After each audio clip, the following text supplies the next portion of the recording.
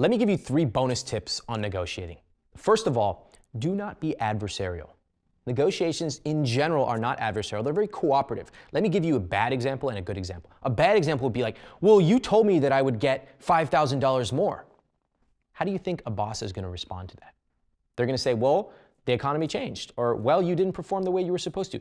Any litany of reasons to shut you down. Let's try a good example. You know, we're in the right ballpark, but we're just a little bit far apart. I'm sure we can find a number that works for both of us. I'm just looking for something that's fair. Whoa, who can argue with the word fair and in the right ballpark? You can also talk about value. Well, you know, I'm sure that we can discuss the value that I bring, but I'm also looking for reciprocal value, something that works for both of us. Can't argue with that. No one gets defensive when you are cooperative. People get highly defensive when you are argumentative and adversarial. Next tip is don't just focus on salary. There are many other levers you can pull in a negotiation. The most common and popular are vacation days. So vacation days are one thing, but also flex time, working from home, is extremely popular.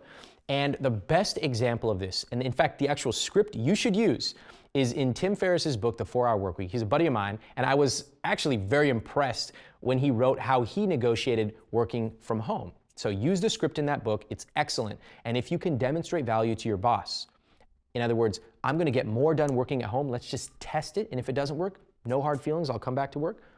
That's a great way to do it. Third tip, practice. This is one of the most important things you can do. Too many people are like, oh, Ramit, I love your negotiation stuff, great. Then they go into the field and they get blown out because reading it is very different than actually doing the negotiation. Saying it in your head and doing it, 2 totally different things. So here's how I like to practice. Number 1, I like to record myself. I know it seems weird, but isn't it weirder to lose $10,000 because you're terrible in front of a boss?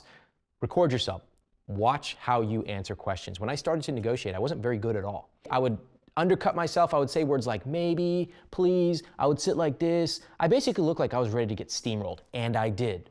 When I started recording myself, I noticed little tweaks I could make. I started smiling more. I was more personable. I told stories.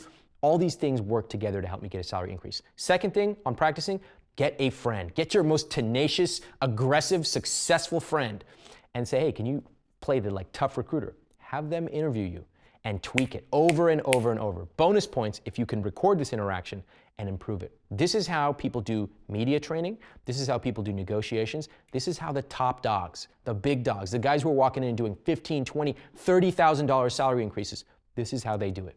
And this is how you can do it as well. Good luck.